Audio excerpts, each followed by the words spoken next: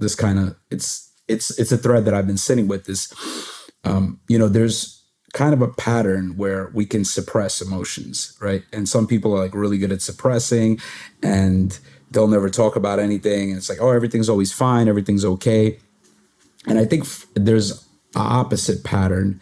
And I think this kind of speaks to what you were saying about like acting out the emotion or trying to get something through the emotion. And for me, like that, I was more expressive always, like explosive and expressive, and like being more deeper into meditation and some of the Buddhist teachings. Like one of the concepts they talk about is reification. And, you could reify experience, you could reify thoughts, you could reify emotions, which is kind of amplifying them and making them bigger and more solid and real than they really are. And I've recognized that I've been doing that. And I kind of see this pattern of like some people are more into kind of the reifying and some people are more into the suppressing. And it seems to me like the healthy way is kind of the middle. That's like the middle way.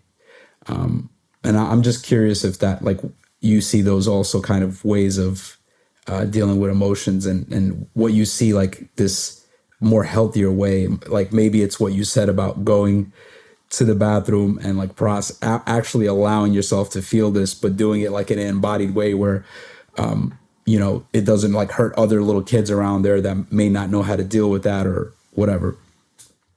Yeah.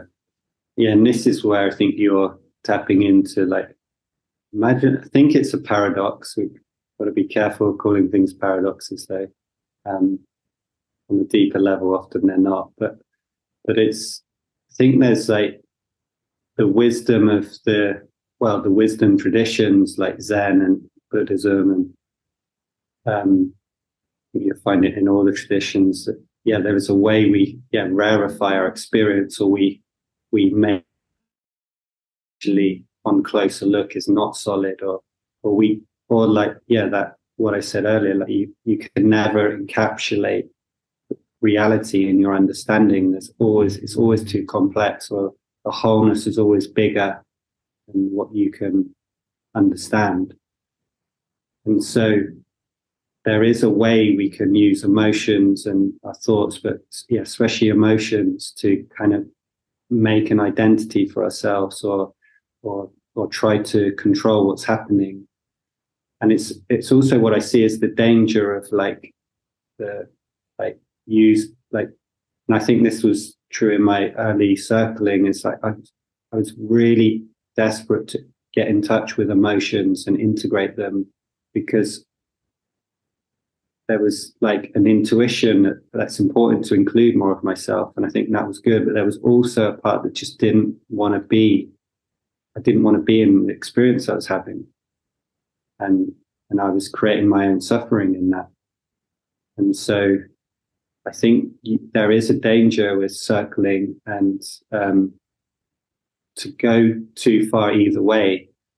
Like I've definitely seen people who are more on the meditative side, and they're so trying to be in that kind of non-rarefying, non-egoic place that actually it's hard for them to relate to anyone. And they often get poked by people in circles because they're like, where are you? And sometimes they can be really in an authentic space where, why are you asking them where they are? There's no one there. But sometimes it's actually a way they learn to kind of deal with the intensity of especially being in relationship with other human beings, because it's a very complex and intense experience, actually, if you pay attention to it. But on the other side, the emotional experience is the same. Like there is an integration where we can learn to be on that middle ground that you say, where we're allowing what's there to integrate, but we're not trying to make it happen. We're not trying to integrate it in a certain way. So we're not suppressing, but we're not also attaching to it. But then it's easy to either attach or to suppress. And that's where it's, again, like an art, I think, more than a science. Like that's why, again, I just love, authentic connection, because by being with lots of different people, they'll give us little insights where we do subtly attach or suppress, or yeah. I think this experience I was having, where I'm like, in one way I'm suppressing the anger, and in another way I'm attaching to it because I want it, because it feels like it's powerful. But then ultimately, if I'm developing my capacity to be with that's just what's happening, there's, I don't know what's the best way to, for this process to happen, or this is just a movement. Yeah, something like that.